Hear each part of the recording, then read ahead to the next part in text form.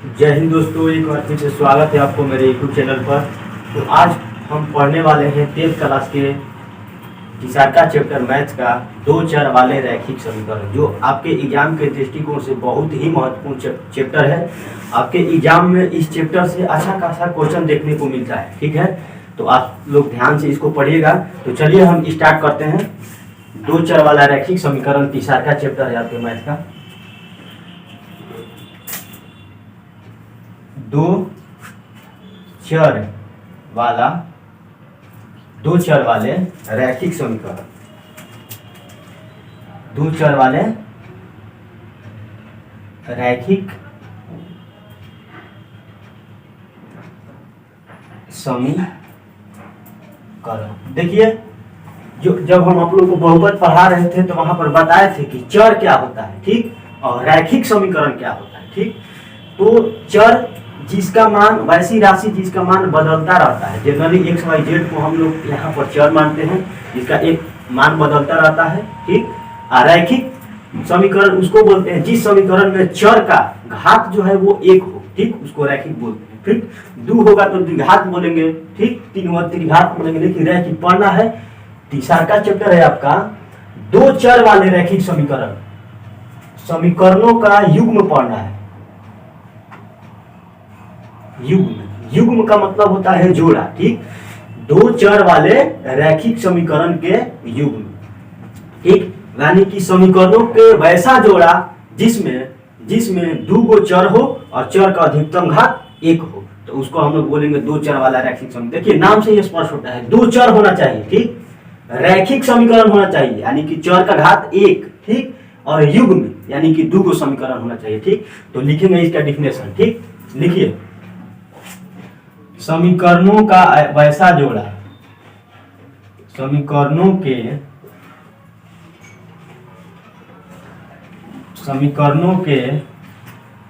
वैसा जोड़ा पेयर,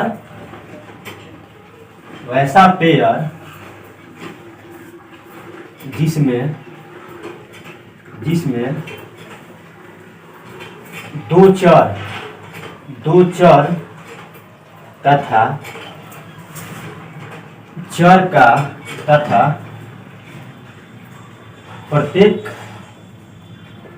चर का घात बोले तो पावर में पावर वन हो, उसे दो चर वाले रैखिक समीकरण कहते हैं। ठीक है, समझ गए आप लोग?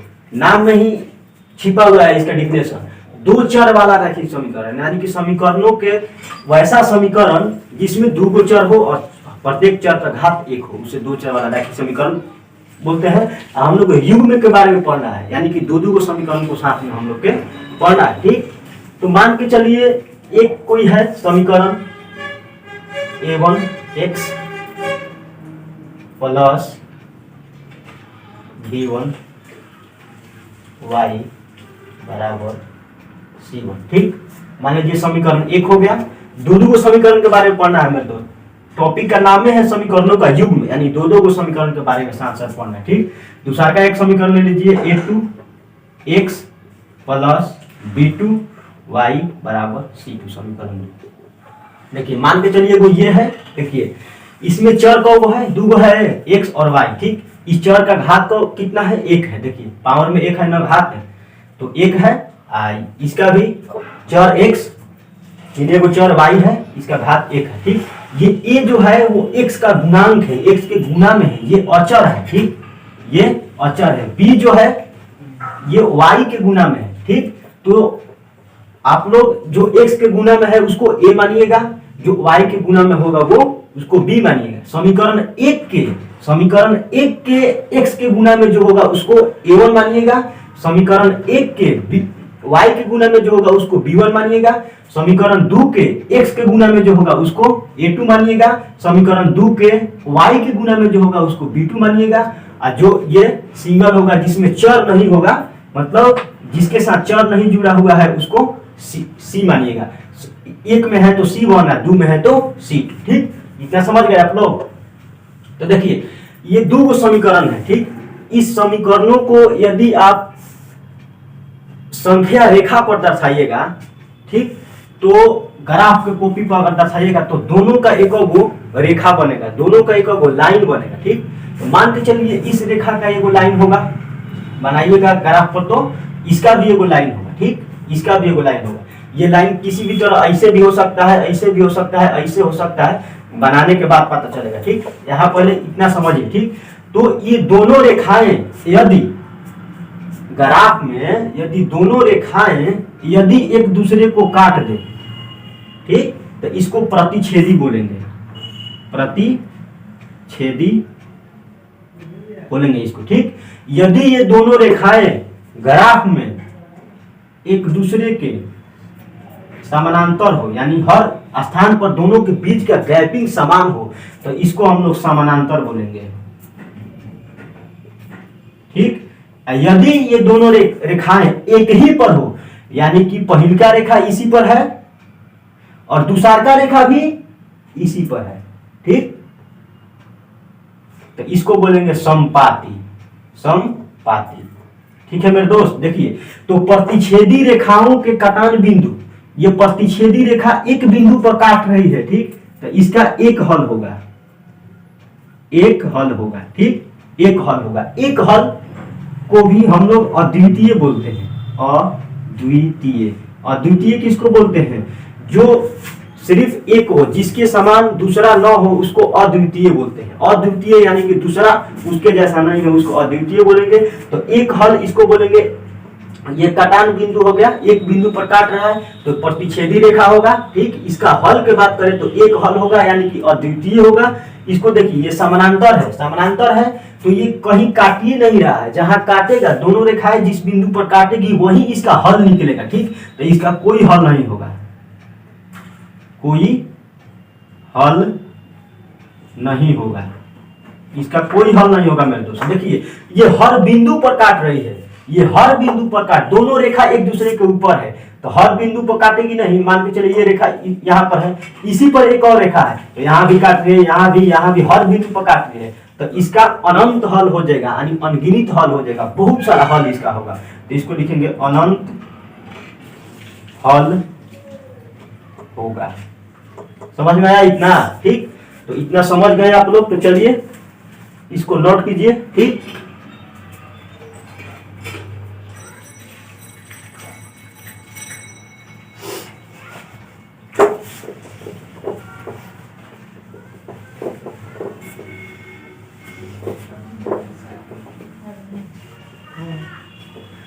अब इसको थोड़ा सा अनुपात के रूप में देख लीजिए। अनुपात के रूप में इसका कैसे होता है, देखिए तीन कंडीशन होता है, वही चीज जो कोई हल नहीं, अनंत हल, केवल एक हल, तो वही चीज अनुपात के रूप में रहेगा तो क्या होगा? देखिए A1 बटा A2 करेंगे, ठीक, A1 बटा A2 करेंगे, फिर करेंगे B1 बटा B2, फिर करेंगे C1 बटा C2। ठीक, यानी कि पहले का समीकरण के x के गुणांक बटा दूसरा का समीकरण के x के गुणांक, ठीक, बराबर पहले का समीकरण के y के गुणांक, यानी y के जो गुना में है, बटा दूसरा का समीकरण के y के जो गुना में है। ठीक, फिर करेंगे पहले का समीकरण के अचर पद, यानी कि अचर पद बोले तो जिसमें चर नहीं लगा हुआ है, ठीक, तो वो बटा में इसका भी अचर पद। ठीक, तो करेंगे, इतना करेंगे, यदि इतना करने के बाद इतना करके देखिएगा, ठीक, इतना कीजिएगा तो तीन कंडीशन आपको देखने को मिलेगा,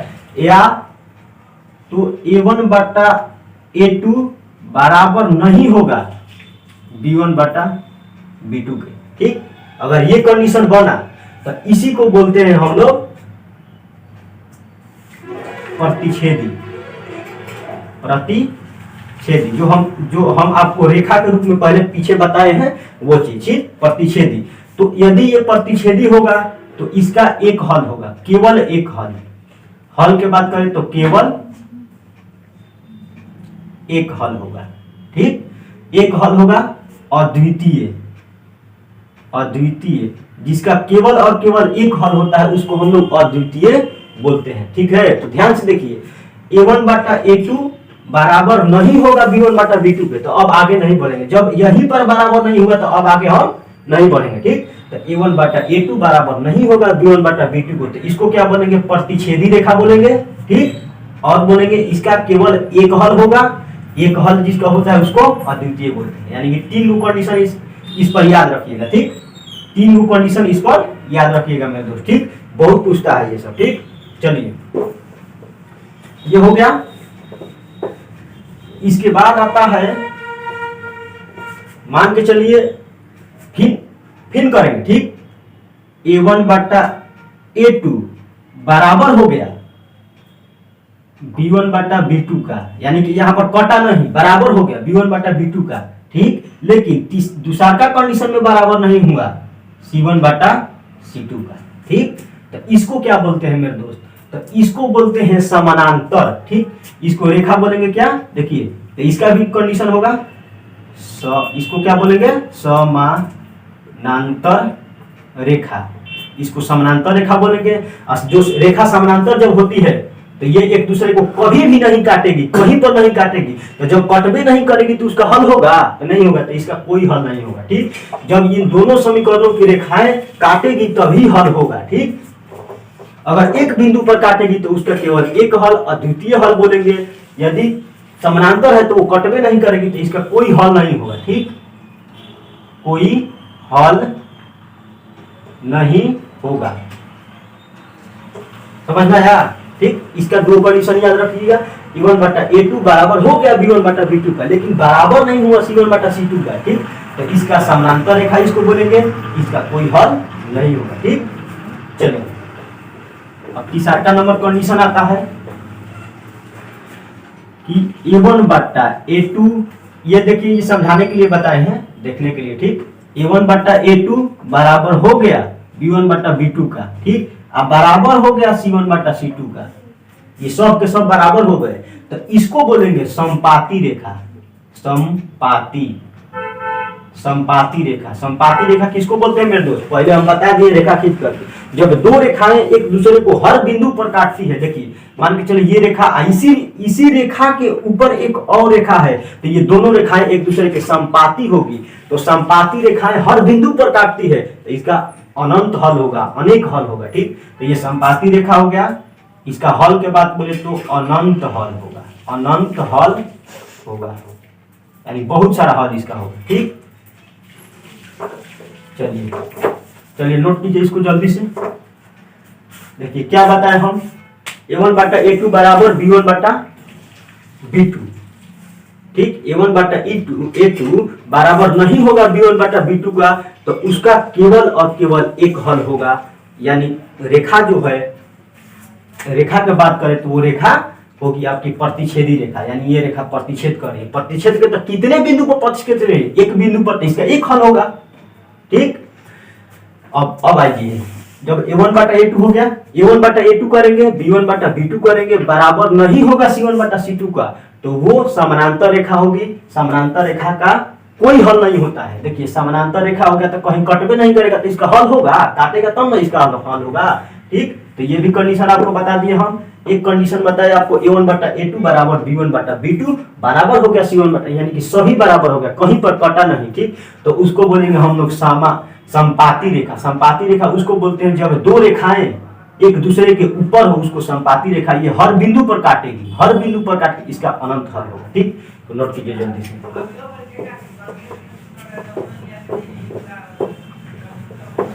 बस इसका थ्योरी हो गया है, कुछ खास थ्योरी नहीं है इसका। चलिए क्वेश्चन बनाएंगे तो और चीजें समझेंगे वहां से।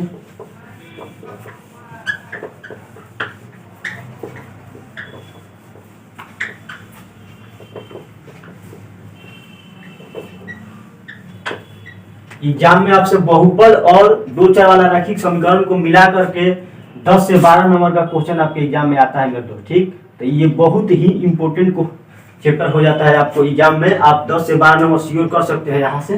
ठीक है, तो चलिए आते हैं, थ्योरी हम लिखवा दिए, आते हैं क्वेश्चन पर। देखिए क्वेश्चन क्या कह रहा है आपका। प्रश्नावली प्रश्नावली 3.1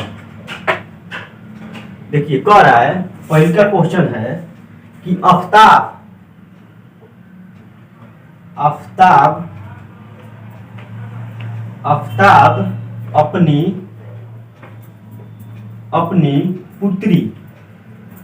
अपनी पुत्री से कहता है ठीक 7 वर्ष पूर्व मैं तुमसे 7 गुनी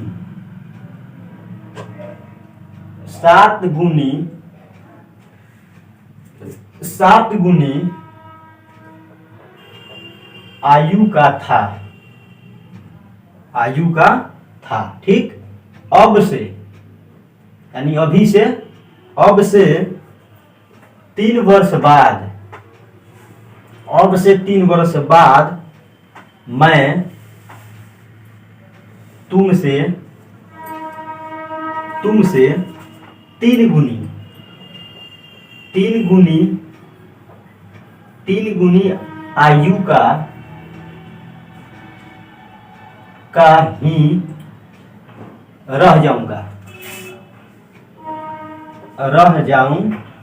का ही रह जाऊंगा ठीक।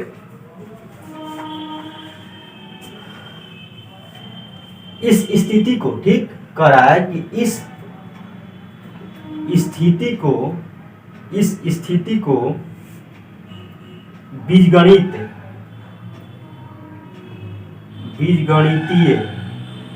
बीजगणितीय एवं ग्राफीय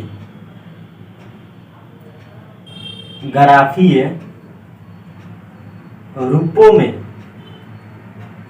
में व्यक्त कीजिए। यही आपका क्वेश्चन है मेरे दोस्त। चलिए सिखाते हैं आपको कि समीकरण तैयार कैसे किया जाता है ठीक।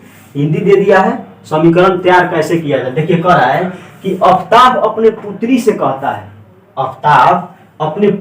कहता है कि 7 वर्ष पहले मैं तुमसे 7 गुनी आयु का था ठीक। और कहता है कि अब से 3 वर्ष बाद मैं तुमसे 3 गुनी आयु का ही रह जाऊंगा ठीक। कह रहा है कि इस स्थिति को बीजगणित और ग्राफीय रूप में व्यक्त कीजिए। पहले समीकरण हम तैयार करते हैं। मान लेते हैं आफ्ताब की आयु, देखिए ये 2 चर वाला रैखिक समीकरण है, तो समीकरण वैसा बनेगा जिसमें 2 चर होगा ठीक। तो 2 चर मान लेते हैं, एक आफ्ताब है एक पुत्री है। तो आफ्ताब को कुछ मान लेते हैं और पुत्री को कुछ मान लेते हैं। तो मान लीजिए माना आफ्ताब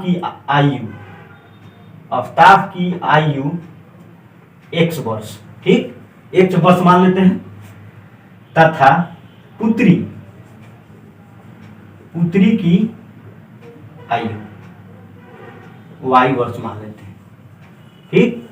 पुत्री की आयु y वर्ष मान लेते हैं अभी वर्तमान में ठीक। माना आफ्ताब की वर्तमान आयु कर दीजिए मेरे दोस्त, वर्तमान आयु ठीक। इसका भी वर्तमान आयु मान लिए हैं हम कि अभी आफ्ताब की आयु x वर्ष है तथा उसकी पुत्री की आयु y वर्ष है ठीक। तो 7 वर्ष पूर्व कह रहा है, तो 7 वर्ष पूर्व देखिए 7 वर्ष पूर्व मतलब पहले। तो अभी आप 10 वर्ष के हैं, तो 7 वर्ष पहले आप कितने वर्ष के होंगे? 3 वर्ष का होंगे, घटेगा, जाहिर सी बात है। अभी हम 15 वर्ष के हैं, तो 5 वर्ष पहले कितने वर्ष के थे हम? अभी 15 वर्ष के हैं, तो 5 वर्ष पहले कितने वर्ष का हम हो गए? 5 घटा दीजिए, यानी 10 वर्ष के हो गए ठीक। तो आफ्ताब अभी x वर्ष का है, तो 7 वर्ष पहले कितना वर्ष का होगा? x में से 7 घटा दीजिए ठीक। समझ रहे हैं आप लोग? ठीक है। तो चलिए, तथा पुत्री अभी y वर्ष का है, तो 7 वर्ष पहले पुत्री कितने वर्ष की होगी? y में से 7 घटा देंगे, तो y माइनस 7 ठीक। अब हम सोच रहे हैं कि दोनों को बराबर कर दें। अभी कह रहा है कि 7 वर्ष में 3 गुनी आयु का था, सॉरी 7 बरस पहले मैं तुमसे 7 गुना वायु का था, मतलब आफ्ताब बोल रहा है कि 7 बरस पहले हम तुमसे 7 बरस 7 गुनी आयु का था, यानी कि 7 बरस पहले आफ्ताब की आयु उसके पुत्री की आयु से 7 गुना अधिक था। तो हम सोच रहे हैं कि बराबर कर दें। तो अगर हम बराबर करेंगे तो आफ्ताब जो है अपनी पुत्री से 7 गुना वायु 7 गुना अधिक है, ठीक। तो अगर इसके पुत्री में 7 से गुना करेंगे तब इसके बराबर होगा। नहीं समझे आप? देखिए, मान के चलिए ए के पास 20 रुपया है और बी के पास 5 रुपया है। हम सोच रहे हैं कि दोनों बराबर हो जाए, दोनों बराबर हो जाए, दोनों बराबर हो जाए। तो क्या करना पड़ेगा हमको? दोनों बराबर हो जाए। देखिए, तो ये जो है बी से 4 गुना अधिक है। देखिए, 4 से गुना करेंगे तब इसमें आएगा। 4 गुना अधिक है, तो हम सोच रहे हैं ए अधिक है 4 गुना बी से। हम सोच रहे हैं कि दोनों बराबर हो जाए, तो बी में 4 से गुना करना पड़ेगा तब ये 20 होगा। तो यही करा है कि जो आफ्ताब है, देखिए ये आफ्ताब की आयु है, आफ्ताब की आयु, ठीक। यह है इसकी पुत्री की आयु, पुत्री की आयु, ठीक। तो आफ्ताब जो है 7 बरस 7 गुना अधिक है। आफ्ताब 7 गुना अधिक है, तो बराबर करेंगे तो उसकी पुत्री में 7 से गुना करना पड़ेगा। देखिए ए जो है 4 गुना अधिक था, ठीक। तो बराबर करने के सोचे तो ये बी में 4 से गुना करना पड़ा, ठीक। तो वही 7 से गुना कर देंगे तो यहाँ पर तो आफ्ताब की आयु इसकी आयु के बराबर हो जाएगी। अब इसको हल करते हैं, ठीक। x - 7 इक्वल टू इसमें इससे गुना करेंगे तो 7y माइनस आ सकते हैं, ठीक। तो चलिए x एक चर को चर की तरफ कर देते हैं, अचर को अचर की तरफ कर रहे हैं। ये देखिए 7y है तो माइनस में आ जाएगा, इधर प्लस में तो इधर माइनस में, तो 7y इक्वल टू -49। ये 7 जो है ये माइनस में उठ जाएगा तो प्लस में हो जाएगा, ठीक। अब देखिए क्या हो गया, तो x - 7y इक्वल टू क्या आ गया, 49 में 7 चल गया तो -42 हो जाएगा। समीकरण एक, ठीक। एगो समीकरण आ गया। अब कह रहा है कि अब से 3 बरिस बाद मैं तुमसे 3 गुनी वायु का रह जाऊंगा, यानी अब से 3 बरिस बाद, यानी अभी आप 10 बरिस के हैं तो 3 बरस बाद कितना बरिस के आप होंगे? 3 जोड़िएगा ना, 13 बरिस का हो जाइएगा।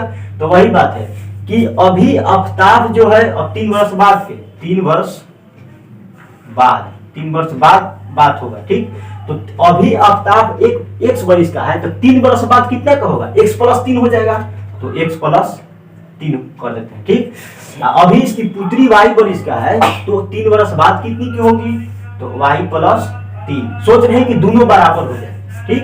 तो देखिए 3 वर्ष बाद मैं तुमसे 3 गुना आयु का रह जाऊंगा, यानी आफ्ताब कहता है कि 3 वर्ष बाद मैं तुमसे 3 गुनी वायु का रह जाऊंगा, यानी आफ्ताब इसका 3 गुना है, आफ्ताब इसका 3 गुना है। तो हम सोच रहे हैं बराबर कर दें तो इसमें 3 से गुना करना पड़ेगा, यानी आफ्ताब 3 गुना ज्यादा है तो उसके पुत्री में 3 से गुना कर देंगे तो आफ्ताब के बराबर हो जाएगा, ठीक। तो इसको हल कीजिए, x + 3 इक्वल टू 3y + 9, 3 3 का 9 हो गया, गुना करेंगे तो x - 3y ये प्लस में इधर आ गया माइनस में हो गया, 9 - 3 ये 3 प्लस में उधर चल गया तो माइनस में हो गया। तो x - 3y इक्वल टू 3 समीकरण, ठीक। समीकरण कैसे बनता है आप समझ गए, ठीक है। इसको नोट कीजिए, जल्दी से इसको बिटकाएंगे हम, ठीक।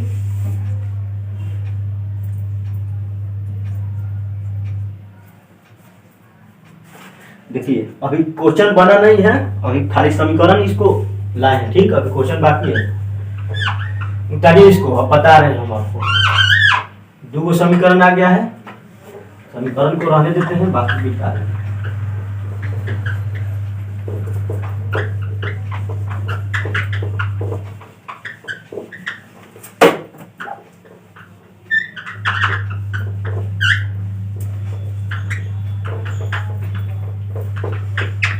देखिए मेरे दोस्त, अगर बोलता कि आफ्ताब की आयु और उसके पुत्री की आयु ज्ञात कीजिए तो हमको x और y का मान निकालना पड़ेगा, क्योंकि x का मान जो होगा वो आफ्ताब की आयु, क्योंकि माने हैं कि आफ्ताब की आयु x है तो x का मान आएगा तो आफ्ताब का आयु हो जाएगा। माने हैं कि उसकी पुत्री की आयु y है तो y का मान आएगा तो वो उसकी पुत्री के y हो जाएगा, ठीक। तो लेकिन कह नहीं रहा है कि आप मान ज्ञात कीजिए, कह रहा है कि इसको बीजगणितीय एवं ग्राफीय रूप में व्यक्त कीजिए, दर्शाइए। तो देखिए यही आपको बीजगणितीय होता है, बीजगणित यही होता है, समीकरण के रूप में ले आ दिए, ये बीजगणित हो गया। ठीक, अब कह रहा है कि ग्राफीय रूप में व्यक्त कीजिए।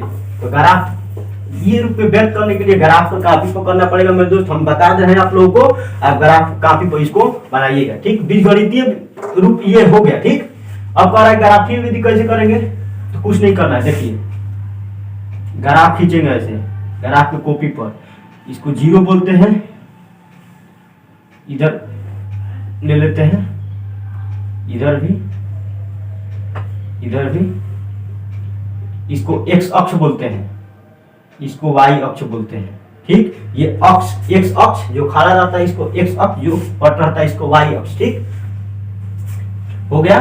देखिए ये 0 इधर जाएंगे तो माइनस में, इधर जाएंगे तो प्लस में, y में नीचे आएंगे तो माइनस में, ऊपर जाएंगे तो प्लस में। तो ये 0 है, ये हो गया 1 2 3 4 5 6 7।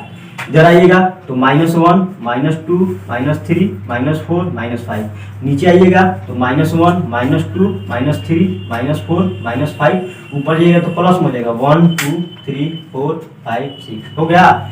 तो चलिए इसका देखिए, इसका मान कैसे निकालेंगे।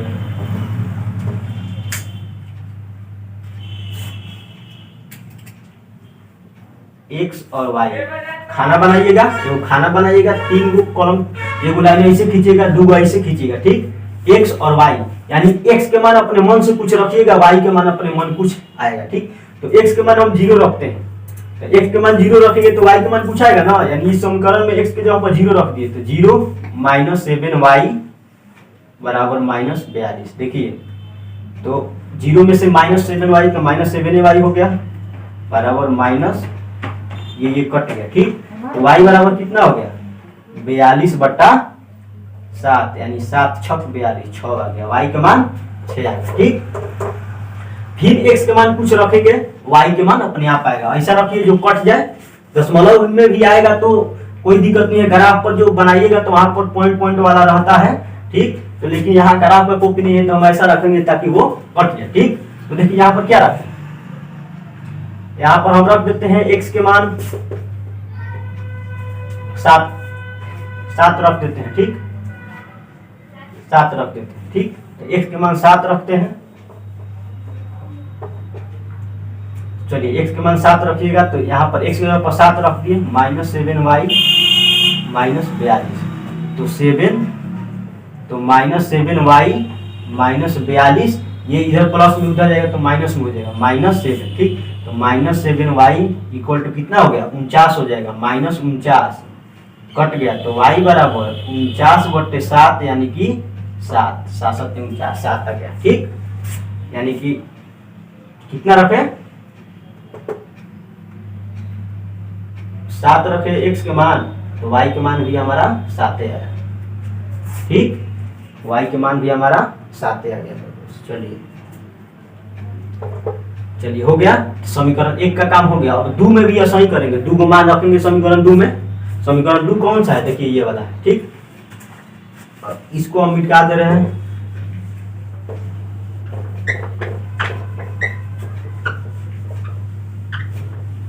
समीकरण 2 देखिए, समीकरण 2 यहाँ लिख देते हैं, x - 3y = 3 है समीकरण 2। इसका भी 2 खाना बनाइए, एगो खाना बनाइए ऐसे,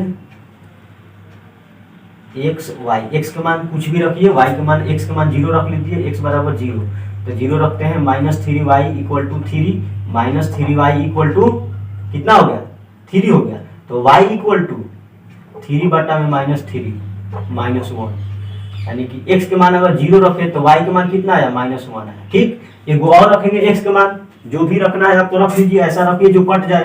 तो x बराबर हम 3 रख रहे हैं। ठीक, तो 3 - 3y = 3,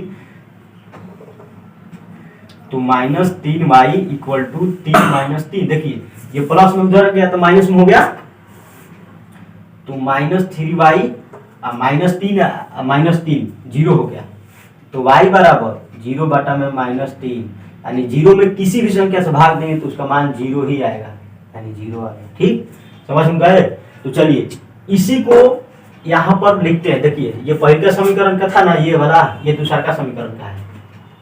तो देखिए x पर 0 y पर 7 कहाँ जाएगा? देखिए x पर 0 और y पर 7, थोड़ा इसको और बढ़ा देते हैं, ये 6 है, ये 7 हो गया। देखिए प्लस में x पर 0, 0 कहाँ है? यहाँ पर, चाहे x का है चाहे y का है, 0 यहीं पर होगा। ठीक, अब कहाँ जाएंगे? x पर 0 y पर 7 की ओर जाएंगे। देखिए x पर 0 y पर 7, प्लस में y 7 किधर है? इधर है कि इधर है? इधर है कि ऊपर है? प्लस में y वाला जो सोझ लाइन है इसको y वाला कहते हैं, और जो ऐसे है उसको x अक्ष कहते हैं। ठीक, तो इसका नीचे हो गया माइनस में, ऊपर हो गया प्लस में, तो x 0 यहीं पर। ठीक, y 7 कहाँ पर? ऊपर चला जाएगा, प्लस में है तो इस 0 के सामने 7 कहाँ? यहाँ, तो इस बिंदु का नाम दे देंगे 0, 7। ठीक हो गया। अब देखिए, अब आते हैं x पर 7 और y पर भी 7, प्लस में x पर प्लस में 7 किधर है? यहाँ पर है, x पर प्लस में 7 इधर है ना। ठीक, y पर भी 7, तो इसके सोच जाएंगे y पर 7। देखिए y पर 7 इधर है, तो इसका सोच लेकर जाएंगे इसके यहाँ, यहाँ। ठीक, तो यहाँ ये बिंदु हो गया 7, 7 कहेंगे इसको। ठीक, तो क्या बोलेंगे? 7, 7। पहले x अक्ष रखता है, बाद में y। ठीक, इन दोनों बिंदुओं को मिला देंगे, हो गया। चलिए खींचा गया। इस समीकरण को यहाँ पर लिख देंगे, ये वाला समीकरण, ये वाला था ना समीकरण का, क्या था? जो भी समीकरण आया है समीकरण 1 यहाँ पर लिख दीजिएगा। ठीक, अब चलिए दूसरा का समीकरण में x के मान 0, x के मान 0, y के मान -1, y वाला माइनस में किधर है? इधर है, तो 0, इसके सोच जाएंगे 1 पर, तो इसको बोलेंगे 0 - 1। हो गया, यहाँ पर ये बिंदु है। ठीक, अब देखिए x के मान 3 है, y के मान 0 है। देखिए x के मान 3, ठीक, 3 के एकदम सोच जाएंगे y पर 0, तो y के 0 इधर है, यहाँ हो गया। ठीक, ये हो गया आपका 0, 3, 0, इसको मिला देंगे, हो गया। इसको ग्राफीय रूप में ये व्यक्त कीजिए, व्यक्त हो गया। ये आपका बीजगणितीय समीकरण बीजगणितीय रूप हो जाता है, ये आपका ग्राफीय रूप हो जाता है। ठीक, आई होप कि आप लोग समझ गए होंगे इसको। तो चलिए अगला क्वेश्चन की ओर बढ़ते हैं हम। ठीक है, तो आई होप कि आप लोग समझ गए होंगे, मतलब कैसे समीकरण निकाला जाता है, उसको ग्राफीय रूप में कैसे व्यक्त किया जाता है। तो एगो क्वेश्चन हम बता दिए, इस चैप्टर में और 2 क्वेश्चन है, इसको आप लोग फर्क से करके लाइएगा। मिलते हैं अगले वीडियो में कल। ठीक है, वीडियो अच्छी लगे तो मेरे दोस्त वीडियो को लाइक कीजिए, चैनल को सब्सक्राइब कीजिए और ज्यादा से ज्यादा दोस्तों के पास शेयर कीजिए। चलिए मिलते हैं अगले वीडियो में।